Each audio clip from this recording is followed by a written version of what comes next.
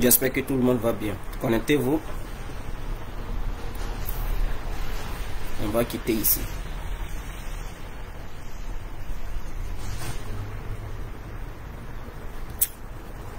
Connectez-vous.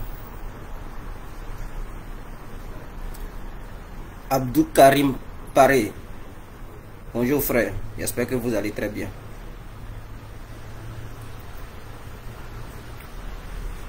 J'espère que vous allez très bien.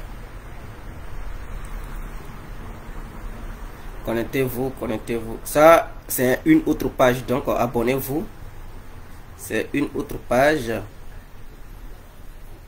Hein, c'est une page qui accompagne Info Afrique. Donc, abonnez-vous sur cette page, c'est important. C'est important. Abonnez-vous sur cette page. C'est une autre page qui accompagne Info Afrique.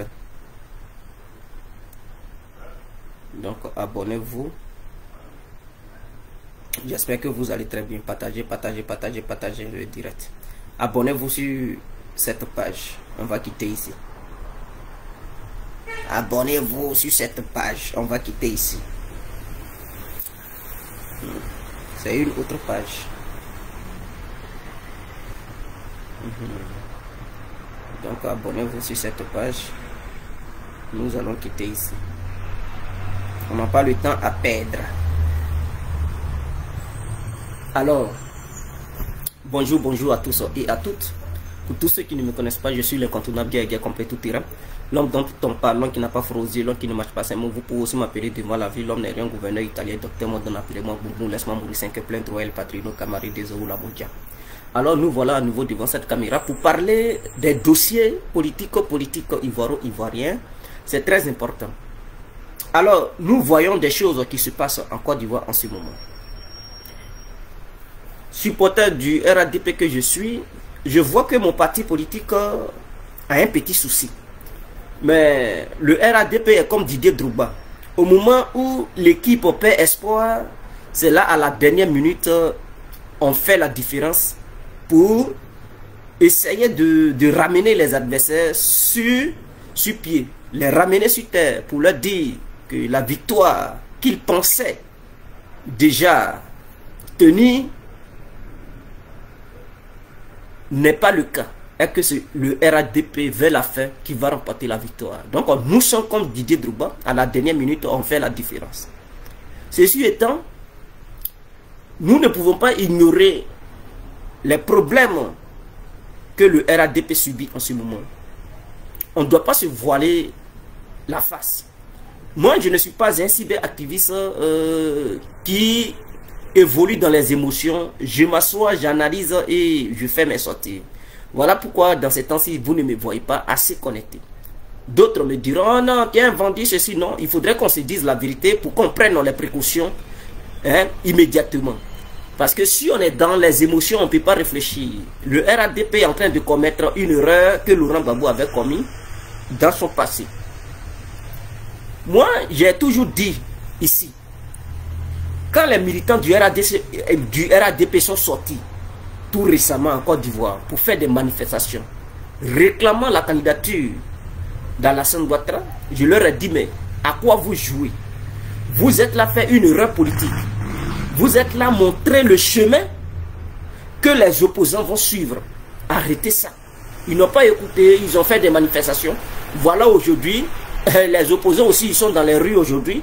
Ils réclament à ce que la CEI remette le nom de Laurent Gbagbo qui avait été neutralisé au sein de la liste électorale de la CEI. Donc les opposants, ils ont commencé à manifester.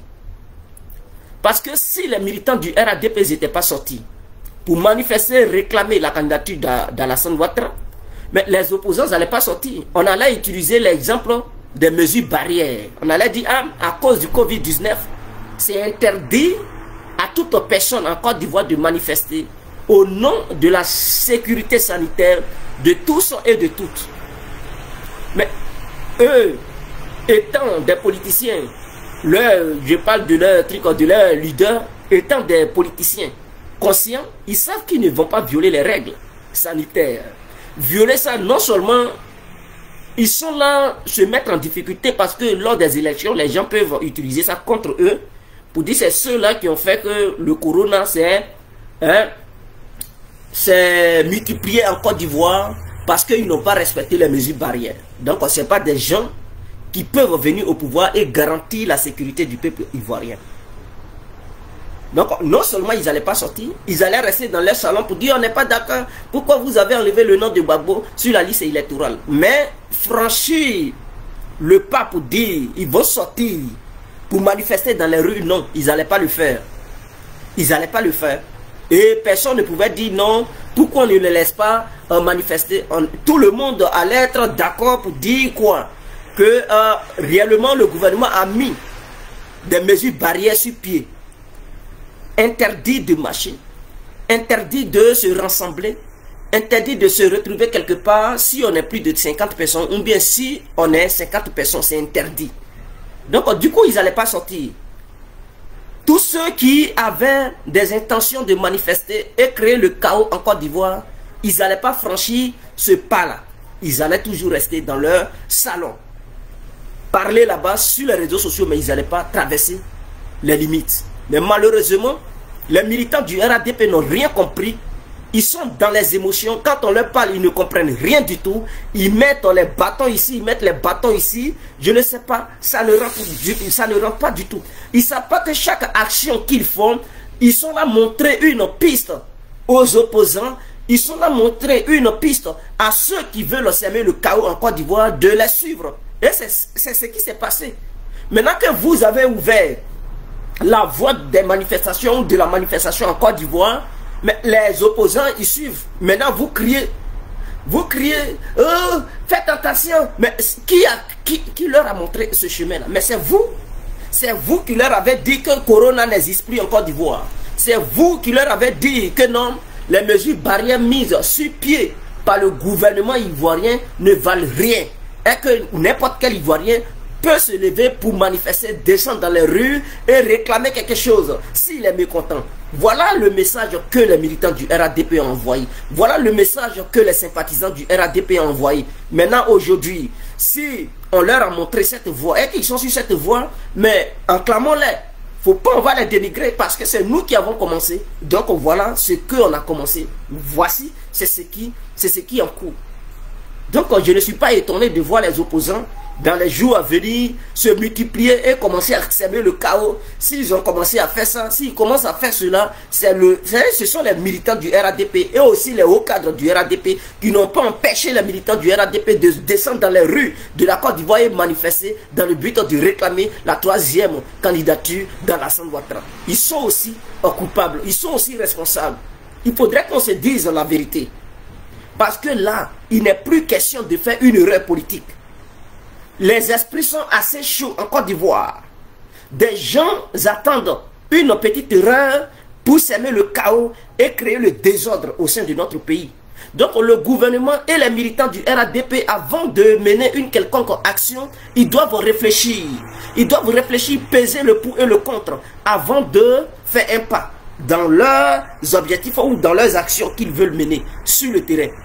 Pour ne pas pousser les autres à faire n'importe quoi et semer le chaos, car c'est ça leur idéologie. Ils n'ont pas de programme. Ils n'ont aucun programme sous la main. Est-ce que vous comprenez? Leur seul programme, comment faire pour déstabiliser la Côte d'Ivoire? Comment faire pour pousser le peuple à se révolter? Comment faire pour semer le chaos au sein de notre nation? Donc le gouvernement, avant de prendre une quelconque décision, doit peser le pour et le contre. Je ne vois pas l'intérêt d'enlever le nom de Gbagbo sur la liste électorale. Ça sert à quoi? Non seulement, avant qu'il n'arrive en Côte d'Ivoire, il faudrait qu'il y ait le hockey du gouvernement ivoirien, n'est-ce pas? Le gouvernement ivoirien doit donner son hockey pour qu'il puisse venir en Côte d'Ivoire, arriver en Côte d'Ivoire. Si le gouvernement ivoirien dit non, il ne faut pas venir en Côte d'Ivoire, il ne viendra pas. Donc quelqu'un qui ne vient pas, si son nom est sur la liste électorale, mais ce dernier il ne pourra pas voter. Puisque lors de l'enrôlement, il n'a pas déplacé son nom, il n'a pas enlevé ça sur la liste électorale qui figure en Côte d'Ivoire là-bas, pour dire bon, ils n'ont qu'à mettre ça sur la liste électorale de la Belgique. Cela n'a pas été le cas. Mais à quoi bon d'enlever son nom sur la liste électorale? Sachant bel et bien que Ce sont ces petits trucs-là qui sèment le chaos, qui créent le désordre. Ce sont ces petits trucs-là qui allument le feu et ça crée plus tard une calamité, ça crée plus tard le désordre. À quoi bon de prendre une telle décision? Son nom peut rester là-bas, mais s'il ne va pas en Côte d'Ivoire, est-ce qu'il va voter? Il ne va pas voter. C'est tellement simple. Je n'arrive pas à comprendre. Vous savez, lorsque on va à sa pète, on prend n'importe quelle décision sans réfléchir, sans faire très attention. Je pense que cette décision de la CEI n'avait pas sa raison d'être. La CEI ne devait même pas prendre une telle décision. Enlever le nom du client sur la liste électorale, ça sert à quoi? Sachant bel et bien que lui-même, avant d'entrer en Côte d'Ivoire, c'est le gouvernement ivoirien qui doit donner son OK. Si le gouvernement ivoirien ne donne pas son OK, il ne pourra pas atterrir sur le territoire ivoirien. Donc, que son nom soit là ou pas, est égal à 0. Son nom sera sur la liste électorale de façon incognito. À quoi bon de supprimer ça? À quoi bon d'enlever le nom? Et cela pousse des gens dans les rues. Vous ne voyez pas les bêtises que vous faites, mais le gouvernement est en train de faire une erreur stratégique. Le gouvernement est en train de commettre une bêtise humaine. Ce sont ces petits trucs-là. On dit, c'est un peu l'oiseau fait son nid. Ce sont ces petits trucs-là qui provoquent un feu ardent. Pour éviter que le feu soit ardent. Pour éviter que cela débouche sur d'autres situations incontrôlables. Arrêtez de prendre des décisions qui ne servent à rien. Ça là, ça ne rentre pas dans les intérêts du RADP. Enlever le nom là. Au contraire, ça pousse les membres de l'opposition qui attendaient une petite erreur de la part du gouvernement à descendre dans les rues et à semer le chaos. Parce qu'ils attendent ça. Ils attendent ça. Donc le gouvernement ivoirien doit peser le pour et le contre avant de prendre toutes les décisions qu'il prend en ce moment. En commençant par le président de la République. Et je demande, d'ailleurs, je demande aux militants du RADP de savoir raison garder, de faire très attention. Ne soyez pas dans les émotions pour dire on s'en fout, non, non, non, non, non. On ne peut jamais dire on s'en fout, on s'en fout. On doit regarder aussi en face. Parce que ceux qui sont aussi en face, ils sont aussi mobilisés. Si on dit on s'en fout, on compte sur l'armée, n'est-ce pas? Mais dans cette armée-là, il y a des corrompus, il y a des vendus. Vous pensez que tous les soldats de la Côte d'Ivoire, eux tous, ils sont là, ils aiment, eux tous Alassane Ouattara. Vous pensez que tous les soldats, si on part dans les casernes et qu'on leur demande qui vous aimez dans le pays là, vous pensez que eux tous, ils vont dire c'est Alassane Ouattara on aime. D'autres adorent Alassane, mais d'autres adorent aussi d'autres candidats. Donc vous devez comprendre que même parmi les militaires, parce que les militaires, eux aussi, ils votent. On dit qu'ils doivent être neutres. Mais lorsqu'on dit les casernes, ils n'ont qu'à faire des votes dans les casernes, les militaires votent. Et quand ils votent, ils ont un choix. Ça veut dire, du coup, ces militaires-là, ils ne sont pas si neutres que ça. Lorsqu'ils ont un choix dans les casernes, parce qu'ils votent d'abord, avant que le peuple ordinaire ne vote. Et donc, quand ces militaires votent, et qu'ils font un choix sur leurs différents candidats, ça veut dire qu'ils ne sont pas neutres à 100%. Ça veut dire s'il y a des conflits, ceux qui ont choisi les différents candidats, ils vont prendre position pour leur candidat. Est-ce que vous comprenez? Donc on ne peut pas se baser sur cette armée ivoirienne pour dire elle est mieux équipée, elle est mieux équipée. Mais pour utiliser les équipements, il faudrait qu'il y ait des humains. Et si ces humains sont corrompus, ces équipements ne seront pas bien utilisés parce que ils seront utilisés dans le camp adverse. Est-ce que vous comprenez? Voilà pourquoi je demande aux gens d'être prudents. De demander au gouvernement de faire très attention à chaque action que le gouvernement mène. Chaque décision que le gouvernement prend. Parce que les esprits sont chauds pour éviter le chaos, pour éviter le tohu-bohu au sein de notre nation. On doit bien réfléchir avant de poser un pas quelque part. Voilà. Donc moi, je ne suis pas dans les émotions. C'est que je veux que le gouvernement reste toujours dans les mains du parti au pouvoir en ce moment. Mais pour que ça reste dans les mains du parti au pouvoir, on fait comment? Ce n'est pas dans la précipitation, ce n'est pas dans les émotions qu'on doit prendre les décisions, on doit réfléchir. Parce que qu'est-ce que les opposants ils mettent sur pied pour prendre le pouvoir? Et mais l'opposition devient de jour en jour nombreuse. Elle devient nombreuse. Tout ce, quand vous-même vous faites les analyses au sein du RADP là, le RADP là, c'est le RDA qui reste maintenant. Le dernier qui restait, Mabrik Touakus, mais il a fui hier. Il a quitté le RADP. Donc, ce qui reste là, c'est le RDR qui reste. Mais qui porte le nom RADP. Parce que tous les partis politiques qui avaient fait une union, une coalition pour créer le RADP, tous en sont partis. Ils ont fait un mouvement politique. Hein, ils sont venus pour manger. Parce qu'ils savaient que rester dans l'opposition, ils n'allaient rien gagner. Donc, ils ont gouverné ensemble avec le président Alassane. À un moment donné, ils ont mangé, ils savent qu'ils ont eu leur argent pour pouvoir battre campagne. Ils fuyaient tous. Et maintenant, ils s'en vont, ils veulent signer aussi une coalition avec l'opposition. Les petits partis politiques là fuient maintenant pour se rallier aux membres de l'opposition pour venir combattre Alassane Ouattara. Vous comprenez? Donc, aujourd'hui là, tous les autres partis politiques sont contre le RDR. Entre parenthèses, RHDP. Parce qu'on ne doit pas se dire, on ne doit pas se voiler la face. Ils sont tous contre et ils ont fait bloc. Donc, mathématiquement parlant, lorsque eux tous ils se mettent ensemble contre le RDR, ils vont gagner. Ils vont gagner, mathématiquement parlant. Mais comme le RDR, pendant qu'il était au pouvoir, ou bien pendant qu'il règne en ce moment, a construit le pays, a développé le pays. Et au nom de ce développement, au nom de ce nouveau souffle que le RADP a envoyé aux Ivoiriens, les Ivoiriens sauront comment faire leur choix. Les Ivoiriens se baseront sur les réalisations du RADP pour donner leur voix aux candidats du RADP. C'est qui sauvera la face du RADP s'il y a élection. Mais pendant ce temps, avant que les élections n'arrivent, il faudrait que le RADP ne fasse aucune erreur. Parce qu'une erreur est égale à désordre public. Et le désordre public poussera le RADP à perdre le pouvoir. Pour éviter que le désordre public arrive en Côte d'Ivoire, le RADP doit calculer ses faits et gestes, doit savoir quelle décision il faut prendre. Parce que une petite erreur et puis ça va partir en pagaille. D'autres attendent cette occasion pour sauter là-dessus. Les Soro Guillaume, les Bleu Goudé, les tout. Oui, beaucoup attendent cette petite opportunité pour sauver sur cette occasion et semer le chaos en même temps. Est-ce que vous comprenez? Eux, ils préfèrent une transition que de voir Alassane Ouattara gouverner. Et donc, pour éviter ça, je demande aux militants et aux cadres du RADP de se calmer, de maîtriser leurs émotions et essayer de bien réfléchir pour prendre une bonne décision politique. C'est très important. Donc, je ne voyais pas pourquoi enlever le nom de Gbagbo sur la liste électorale. Ça ne sert à rien, en fait. Ça ne sert à rien. Tout ça, là, c'est pour pousser les gens dans les rues. Ils vont se lever, ils vont s'aimer le chaos. Mais une telle décision, ça peut même coûter très cher au parti au pouvoir. Donc, il y a des décisions même qu'on ne prend pas. Ça ne sert à rien, je ne sais pas. Bon, mais vraiment, c'est le RADP qui décide si Gbagbo rentre ou pas. Donc, tant qu'Alassane ne donne pas son OK, Gbagbo ne rentre pas. Si son nom est là-bas, ce n'est pas là-bas. Il ne rentrera pas, il ne votera pas.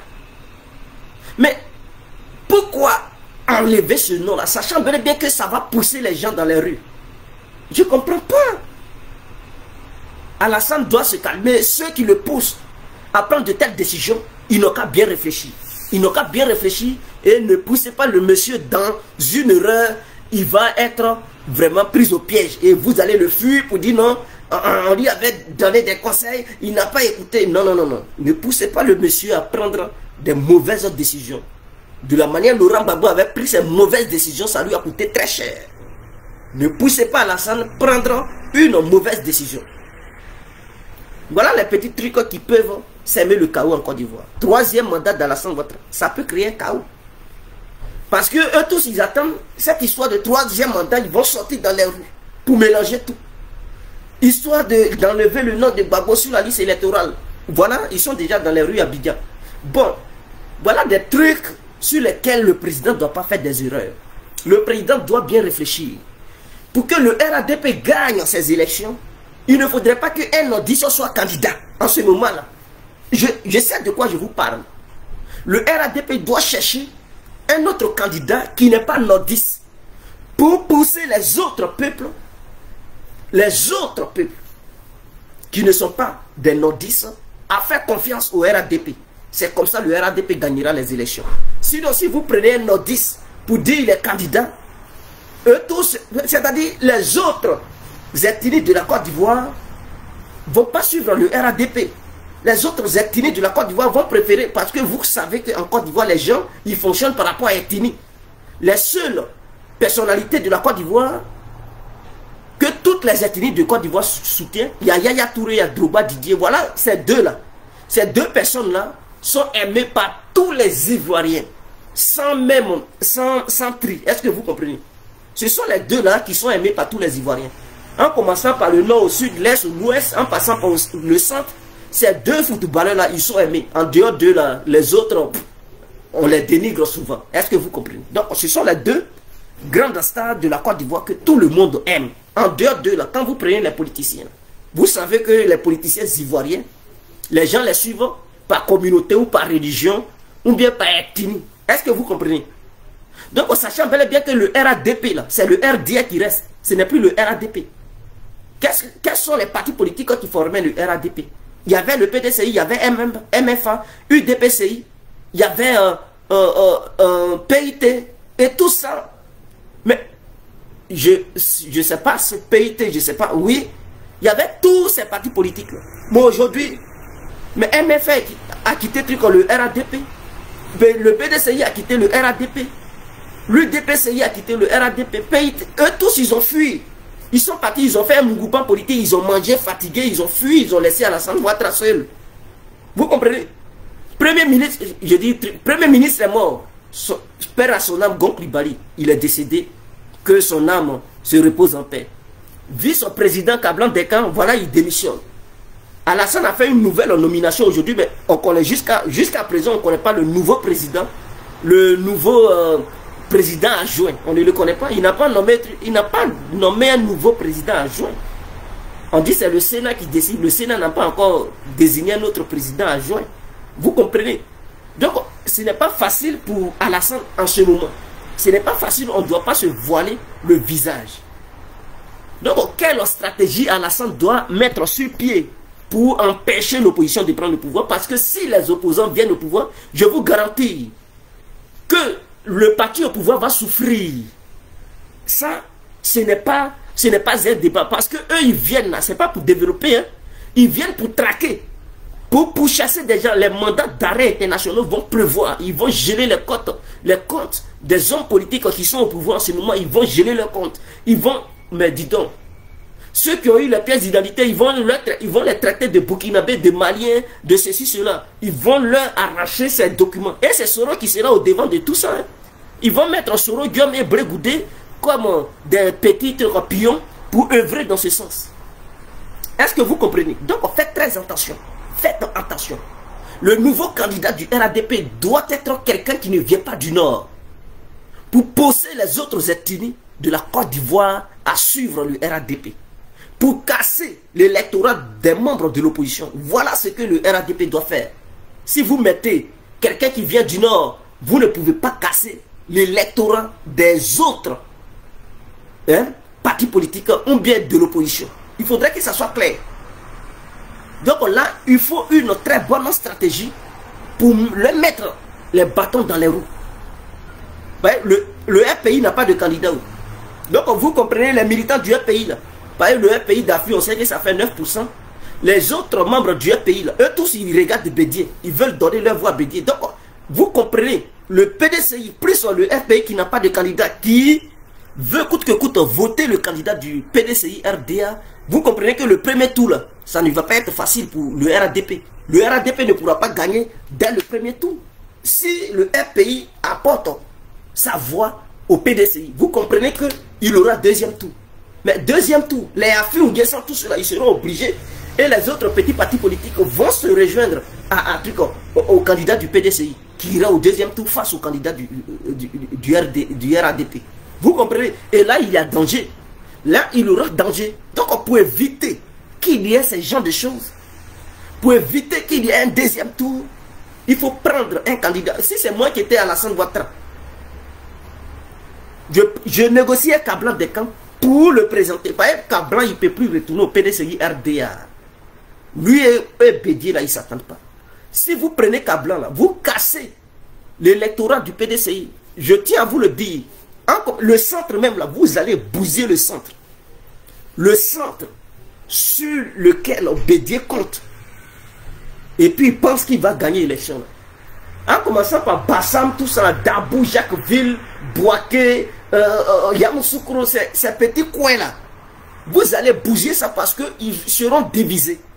Beaucoup vont vouloir suivre Dinkan et d'autres vont vouloir suivre Bédié. Sans compter l'électorat du Nord et tout ça. Et les autres villes de la Côte d'Ivoire qui apprécient bel et bien Alassane Ouattara. Et donc, du coup, qui suivront le candidat Kamblan Dinkan. Voilà la stratégie que vous pouvez mettre sur pied. Puisque Alassane, il ne veut pas nommer, il ne veut pas désigner Ahmed Bakayoko comme candidat. Ahmed Bakayoko est aimé. Mais là où vont les choses, je vois que il faut éviter tout problème et désigner quelqu'un qui vient du centre ou de l'ouest, mais qui est vrai, qui aime le RADP, esprit RADPiste, d'être le candidat, le futur candidat du RADP pour défendre le RADP. Comme ça, vous allez casser l'opposition. Parce que tout est une histoire de calcul, tout est une histoire de stratégie. C'est clair, c'est une histoire de stratégie. Mais si on est dans les émotions, non, on ne veut pas, nous on veut, les nordistes vont toujours garantir le RADP, ça sera une erreur. Et le RADP risque de perdre. Mais si le RADP perd les élections, c'est mou, ça sera mou. Nous-mêmes qui parlons, on aura des vrais problèmes. Ceux-mêmes, les hauts cadres qui sont au pouvoir en ce moment, ça sera encore pire. Est-ce que vous comprenez? Vous savez ce que vous me comprenez ce que je suis en train de dire? Ibrahim Kéré, moi mes abonnés, ça c'est une autre page, ce n'est pas sur l'autre page, ça c'est une nouvelle page, mes abonnés augmentent, t'inquiète. Cette vidéo je ne la fais pas sur Info Afrique, je la fais sur Fin des perturbateurs politiques. Voilà, donc c'est une nouvelle page que j'ai créée, donc il y a deux pages, Fin des perturbateurs politiques et il y a Info Afrique. Voilà, donc ne t'inquiète pas. Ibrahim Kéré, si tu penses que je ne suis pas clair, c'est bien, c'est toi qui es clair. Quand on vous dit la vérité, vous trouvez que les gens ne sont pas clairs. Ce que je dis là, si tu es conscient et que tu es intelligent, tu comprendras que ce que je dis, c'est très important. Ouais, je ne suis pas dans vos bêtises, d'émotions, ceci, cela. C'est vous qui poussez les gens à faire n'importe quelle politique, une mauvaise politique, sans lire le terrain politique. Voilà le vrai problème. Vous êtes dans les émotions. Et quand cela va dégénérer, ça va dépasser l'entendement du RADP, vous allez commencer à dire non. Et si on savait, c'est pour éviter tout ça là que je suis là en train de prévenir. Est-ce que je n'avais pas prévenu les manifestations qui sont en cours en ce moment? Quand les militants du RADP sont sortis, j'ai dit mais vous cherchez quoi dans les rues? On est au pouvoir, vous êtes dans les rues comme des opposants. Mais vous allez permettre à l'opposition de sortir aussi. Mais ça fait combien de jours? Ça n'a même pas encore fait une semaine. Voilà l'opposition qui est dans les rues. Voilà l'opposition qui est dans les rues. Donc, quand on vous prévient, on vous demande d'être sage. Ne faites pas n'importe comment pour ouvrir le danger qui va faire chuter le RADP. Vous trouvez que les gens ne sont pas corrects? Donc, si vous ne voulez pas entendre la vérité, mais il faut aller là où on te ment, on te sucre les oreilles. Oh, c'est nous les patrons, c'est nous les patrons. Si c'est ce que tu veux écouter pour être dans les émotions, mon frère, il faut aller. Mais ici, là, ceux qui m'écoutent, ils savent, s'ils sont conscients, et qu'ils s'arrêtent, ils s'asseyent, et puis ils écoutent tranquillement, sincèrement, mes propos, eux-mêmes, ils vont auto-analyser la situation, ils vont comprendre que oui, ça c'est vrai. Ça, c'est vrai. Voilà. Donc, ne faites pas n'importe comment. Ils voient émergence. Ouais, mon frère. Big up à vous depuis votre position. Donc, voici la vraie vérité. Faites attention. Faites attention. Le RADP doit faire très attention. Le candidat du RADP doit permettre au RADP d'arracher des voix aux autres partis politiques. C'est ce que je tiens à vous dire. Puisque l'image même du président en question, dès qu'il se déclare candidat, ça va pousser les autres dans les rues et des gens attendent cela. Mais pour éviter ça, pour les casser, pour casser cet esprit qui anime les membres de l'opposition à vouloir prendre les rues et semer le chaos en Côte d'Ivoire, pour casser ça, Alassane doit prendre quelqu'un qui ne vient pas du Nord, mais qui qui a l'esprit du RADP dans son sang, dans son corps, dans son âme, pour le désigner comme candidat. Ce qui fera que les gens du centre, l'ouest et du sud, ils vont se reconnaître en ce dernier. Ils vont dire, ah, lui, bon, eux, ils vont plus voir RADP, ils vont voir quelqu'un qui est de leur ethnie, quelqu'un, ah oui, qui est de même religion que... Et donc, c'est ce quelqu'un, ils vont commencer à suivre. Ils vont oublier cette histoire d'Alassane et tout, ils vont oublier, ils vont suivre ce dernier. Et donc, vous cassez l'électorat du RADP, du PDCI et du FPI. Vous cassez ça, vous les divisez en deux pour permettre au RADP de gagner dès le premier tour. Parce que je dis, et je suis clair là-dessus, si le RADP présente un nordiste comme candidat aux élections présidentielles, les autres ethnies vont faire bloc derrière Bédier, parce que le FPI, dans tous les cas, ne sera pas candidat. Le FPI de Gbagbo ne sera pas candidat. Ils vont donner leur voix à Bédier.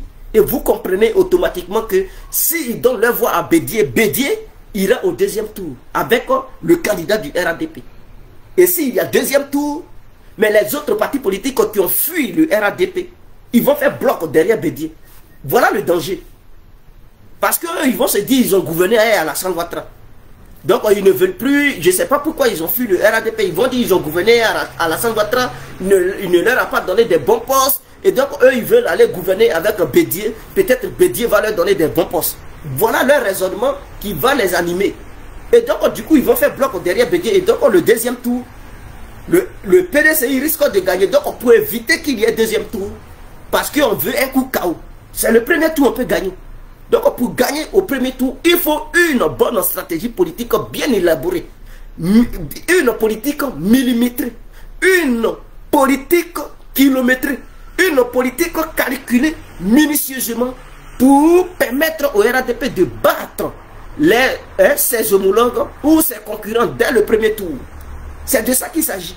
Si les émotions nous animent, tout ça, on s'en fout. On risque de faire une erreur parce que Gbagbo, en son temps, quand il mobilisait les foules, la foule plutôt, on disait que oh, mais il est populaire, tout ce monde, il draine tout ce monde, et on a vu, il a été surpris dès le premier tour de ne pas avoir atteindre même 40%.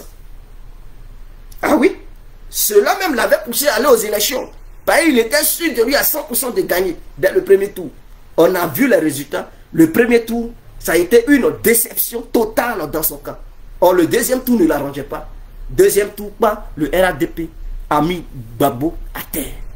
Il a mis au tapis. Est-ce que vous comprenez? Ce sont ces mêmes calculs que le RADP est en train de faire. Ces mêmes calculs.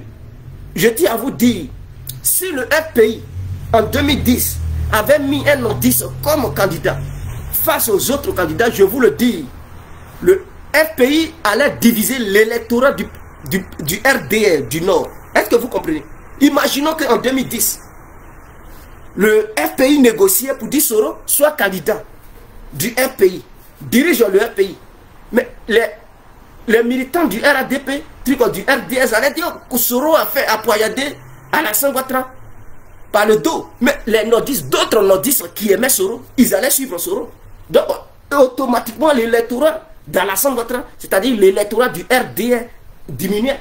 Et certains rebelles qui suivaient Soro, ils allaient voter pour Soro parce qu'ils voyaient Soro comme leur leader qui était au devant de cette rébellion, qui était maintenant le candidat du FPI. Vous comprenez? Donc, automatiquement, Soro gagnait. Il allait gagner dès le premier tour. Et donc, il allait donner la victoire au FPI. Vous comprenez? C'est ça qu'on appelle la stratégie politique. Mais comme Laurent Gbagbo s'est endetté lui-même, pensant qu'il est trop populaire, il est allé aux élections lui-même, mais il a tapé poteau. Ou si Laurent Gbagbo nommait Aboudrama Sangaré comme le candidat du FPI, en 2010, il gagnait. Le FPI allait gagner parce qu'il allait diviser les voix du Nord. Mais comme lui-même, il n'a rien compris, il s'est décidé lui-même d'aller aux élections avec ses concurrents, mais il a tapé poteau. C'est ça l'erreur que le RADP veut commettre. Des gens peuvent pousser à la scène, va aux élections, va. Troisième. Mais est-ce que ces gens-là, ils pensent pouvoir faire gagner réellement Alassane Ouattara sans aucune organisation millimétrée, sans aucune analyse bien centrée? Vous pensez que c'est comme ça?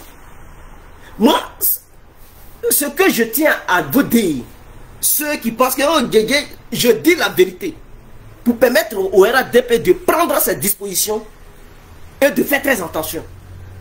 Je ne veux pas voir des hauts cadres se retrouver en prison. Je ne veux pas voir des hauts cadres qui ont développé ce pays voir leur compte gelé, fuir, aller en exil, les voir mourir. Est-ce que vous comprenez un peu? Pour éviter tout ça,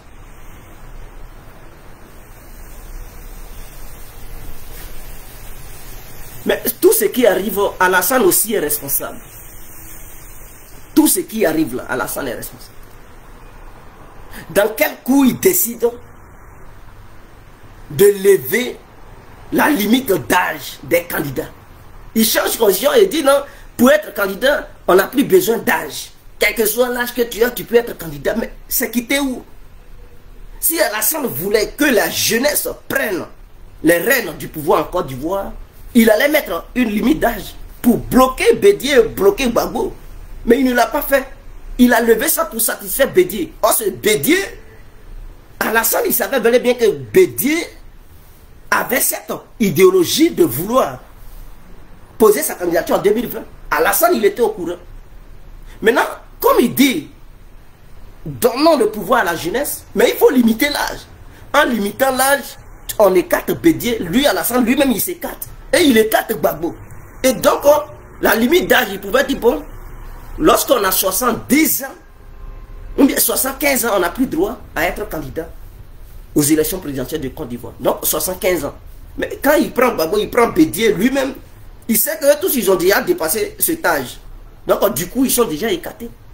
Donc, ceux qui sont en dessous des 75 ans, c'est ceux-là qui pourront être candidats aux élections présidentielles de Côte d'Ivoire. Sachant bel et bien que comment il s'appelle, Gon Coulibaly n'avait pas encore dépassé les 75 ans. Donc, du coup, Gon, il pouvait être toujours le candidat du RADP. Maintenant, Alassane, il lève tout. Aujourd'hui, cela crée maintenant des problèmes. Bédié, il dit, puisque dans la condition, il n'y a pas une loi qui interdit qu'un vieux de 86 ans ou 87 ans soit candidat. Puisque ça n'y est pas, mais lui, il pose sa candidature. Gbagbo aussi, voilà, c'est militant, on veut Gbagbo comme candidat. Voilà le problème. Or, s'il avait mis limite d'âge, tout ça là, ça n'allait pas arriver. Je ne sais pas comment il a calculé et puis il a levé cette limite d'âge. Et c'est ce qui crée les problèmes aujourd'hui. Les vieux là, ils ne veulent pas laisser les jeunes profiter. Voilà. Les vieux là ne veulent plus laisser les jeunes profiter. Et Alassane, il est à la base de ça. Si cela arrive, c'est lui qui a fait cette erreur politique. C'est lui qui a fait cette erreur politique. Parce que s'il avait projeté les idées, lorsqu'on était en 2015-2016, s'il avait pensé à 2020, ah, si je lève ça, est-ce que les Bédié, les Gbagbo là, est-ce qu'ils vont se retirer réellement? Est-ce qu'ils vont suivre ce que je pense faire, laisser le pouvoir à la jeunesse? Est-ce qu'ils vont le faire? C'est pas garanti. Donc, pour éviter que ces gens-là se présentent comme des candidats, on met une barrière d'âge. Aujourd'hui, les membres du pays, ils n'allaient pas utiliser le nom de Gbagbo pour dire Gbagbo est candidat. On va dire, ah, la condition dit, quand tu as au moins 75 ans, tu ne peux plus être candidat. Ah, Gbagbo à quel âge? Ah, il est au-dessus des 75. Ah, donc on cherchait un autre candidat, Gbagbo ne peut pas. Est-ce qu'ils allaient s'endetter à dire c'est Gbagbo qui est notre candidat? Non. Est-ce que les gens du PDCI, ils allaient dire c'est Bédié qui est notre candidat? Non. Puisque la condition est là, ça les bloque. Eux-mêmes, ils voient. Ils n'allaient pas aller contre ça. S'ils veulent aller contre ça, alors la CEI a l'obligation de rejeter les candidatures. En s'appuyant sur cette loi-là. Et c'est un argument solide. Mais Ouattara a levé ça. Et aujourd'hui, on se trouve dans ce cafouillage. Sachant bel et bien que ces acteurs-là, ils ne sont pas bien pour la paix en Côte d'Ivoire. Et donc, il faut une nouvelle génération. Et donc, ce code électoral est un mauvais code. Cette condition n'est pas une bonne condition. Ça a permis à ces vieux charognards de vouloir se représenter. Et c'est un danger pour la nation. On sait de quoi ils sont capables, ces vieux-là. On sait que ces gens-là, tant qu'ils seront dans la politique ivoirienne, ils n'auront pas la paix totalement. Il fallait les écarter. Mais Alassane a fait une erreur en ne les écartant pas. en levant cette truc, cette histoire d'âge, limite d'âge, il a levé ça. Donc, à 100 ans, même que tu sois dans fauteuil roulant comme Bouteflika, tu peux être candidat. Et rien ne t'empêche d'être candidat. Tant que tu as des militants, tu peux dire que tu es candidat. Voilà le vrai danger. Tu as l'argent, tu as des militants, mais tu es candidat. C'est une mauvaise truc, vision que le RADP a eu sur ce point-là. Et ce n'est pas bien. Ce n'est pas bien. Un homme comme Bédié, s'il arrive au pouvoir, mais il ne va pas laisser le pouvoir. Il va créer le parti unique en Côte d'Ivoire. Comme au temps de Fouet. Vous pensez que quoi? Mais c'est des gens, ils ont déjà une telle vision. Vous rigolez. Hein? Je pense qu'Alassane doit revoir ses calculs. Il n'est pas encore tard. Il n'a qu'à prendre quelqu'un qui ne vient pas du Nord pour le nommer comme candidat du RADP.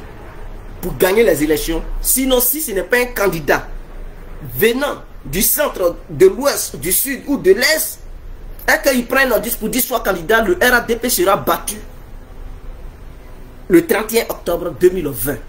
Je préviens. Il faudrait qu'on soit clair. Je préviens.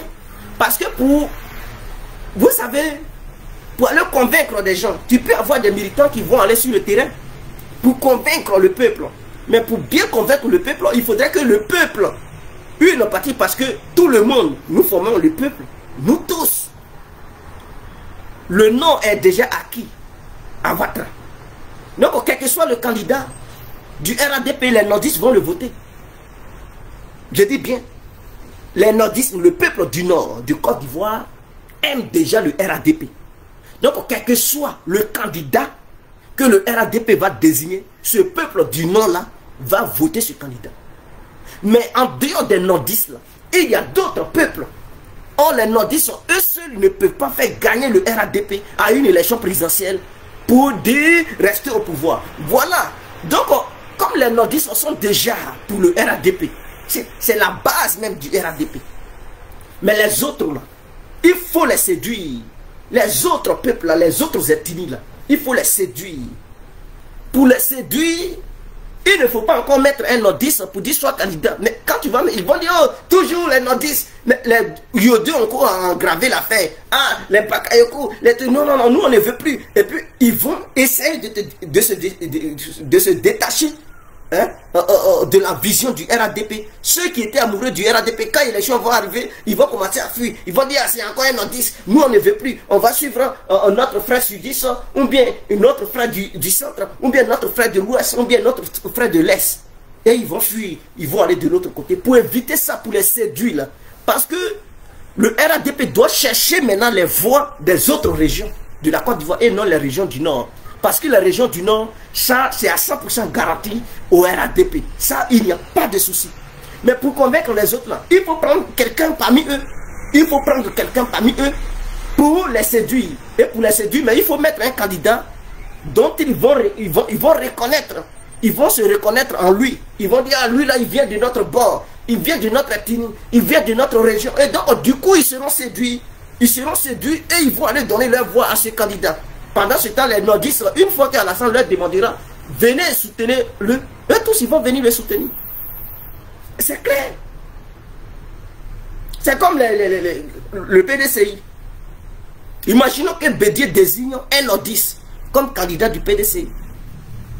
Et il demande à tous les Akans de suivre ce dernier. Mais eux, ils vont le suivre parce que Bédié a donné son OK.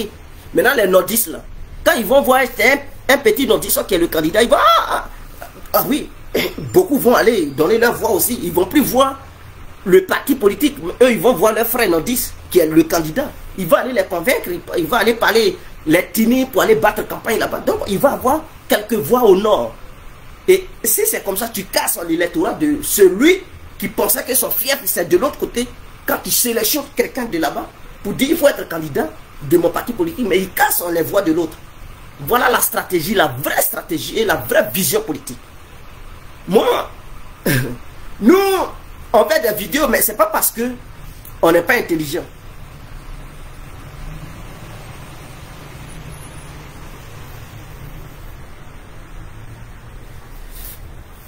Mofere Diaby, ça ne va pas diviser le RADP. ça ne va pas diviser le RADP. Le RADP a un leader. Et ce leader-là, c'est Alassane. Il suffit de les convoquer. Il doit convoquer ses ministres, les hauts cadres, les militants. Il doit les convoquer. Il doit les faire comprendre. Je dis bien, il doit les faire comprendre que la situation est urgente. Voyant la situation sur le terrain, alors voici, nous allons adopter une stratégie pour éviter de perdre le pouvoir. Mais ils vont comprendre. Ils vont comprendre. Est-ce que ce n'est pas des humains qui sont... Le RADP, il y a des intellectuels, des gens qui lisent à la sorte. C'est un intellectuel, c'est quelqu'un qui sait... Voilà. Donc s'il leur fait comprendre, ils vont suivre. Ils vont suivre. À moins qu'ils soient des petits rebelles au sein du RADP, là, c'est un autre cas. Parce que chaque parti politique, il y a ces petits rebelles qui militent là-dedans, qui s'opposent toujours à ce que le maître dit. Donc ça aussi, c'est un autre cas. Mais s'il les fait asseoir, il convoque une assemblée pour leur transmettre un message où tout le monde est assis et puis leur faire comprendre pour la stratégie du RADP, pour la victoire du RADP, nous allons changer de stratégie à la dernière minute et ça va payer. Mais si on reste sur ce chemin, ça risque de nous coûter très cher. Voilà le vrai problème. C'est comme battre campagne. Tu vas au nord et tu prends des petits djoulans qui viennent du nord, tu dis bon allez-y à l'ouest, vous allez battre campagne pour le RADP et pour leur demander de voter à Alassane. Mais vous pensez que ces petits djoulans, quand ils vont aller là-bas, mais c'est les djoulans là qui sont là-bas qui vont sortir pour faire. Sinon les autres ethnies là vont dire ah, quittez là, quittez. Ils ne vont pas écouter. Ah oui, ils ne vont pas écouter. Mais pour les séduire, ces autres ethnies là, il faut prendre quelqu'un qui vient de là-bas. Donc quand ce quelqu'un-là il parle, eux ils ne le voient pas en tant que nordistes. Ils le voient en tant que quelqu'un de leur propre ethnie. Donc du coup ils vont sortir pour écouter. Non seulement tu parles dans la langue, et ils se reconnaissent en toi en fait. Donc du coup ils vont sortir. C'est comme si quelqu'un de l'ouest, ils sont ici, ils en vont au nord là-bas. Et puis il s'en va dire aux nordistes, venez voter Babou. Et les nordistes vont l'écouter. Ils ne vont pas l'écouter. Ils ne vont pas l'écouter parce qu'ils ne vont pas le reconnaître. Ils vont dire, mais lui là, il dit quoi même? Fous-nous le camp. Ils ne vont pas le chasser, mais ils vont le dépasser, ils vont se moquer de lui. Parce qu'ils ne vont pas se reconnaître en lui. Est-ce que vous comprenez? Donc c'est ça qu'on appelle la stratégie politique. Pour mener même les campagnes politiques, c'est comme ça. Quand tu vas dans une région, il faut prendre quelqu'un qui vient de cette région. Et c'est lui que vous mettez devant. Et les autres peuvent suivre. Les autres ethnies peuvent suivre ce dernier. Mais lorsque vous partez dans la région, il faut sélectionner quelqu'un qui est de la région. Et c'est ce quelqu'un-là qui doit parler à ce peuple qui réside dans cette région. C'est comme ça que ce peuple va écouter ce dernier. Et ce peuple sera convaincu par les propos de ce dernier. Est-ce que vous comprenez? Mais dans la politique, tu ne peux pas... Par exemple, moi, je suis de l'Ouest. Et je dis, bon, je m'en vais à faire que c'est du coup. Pour convaincre les gens, mais qui va me calculer là-bas? Ils vont dire, mais lui là, il dit quoi même? Fous-nous le camp. Ah oui. Et ils vont me rejeter. Parce que non seulement, le problème, je ne parle pas la langue de là-bas.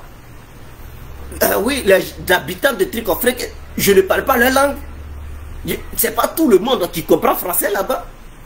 Je vais aller leur dire quoi là-bas? Je vais aller leur dire quoi là-bas? Oh, si on m'envoie dans moi, ma région, soit à Divo, Lakota ou Fresco, je serai à mesure de leur parler. Donc du coup, on s'attend. On parle la même langue, on se comprend. Je viens de la même région que... Donc du coup, ils ne vont pas me vilipender, ils vont m'écouter. Et donc si je suis talentueux, du coup, je réussirai à les convaincre. Si je réussis à les convaincre, automatiquement, le parti qui m'a envoyé là-bas aura des voix. C'est comme ça qu'on fait la politique. Les nordistes sont déjà pour le RADP. Pourquoi mettre encore un nordiste pour 10 candidats?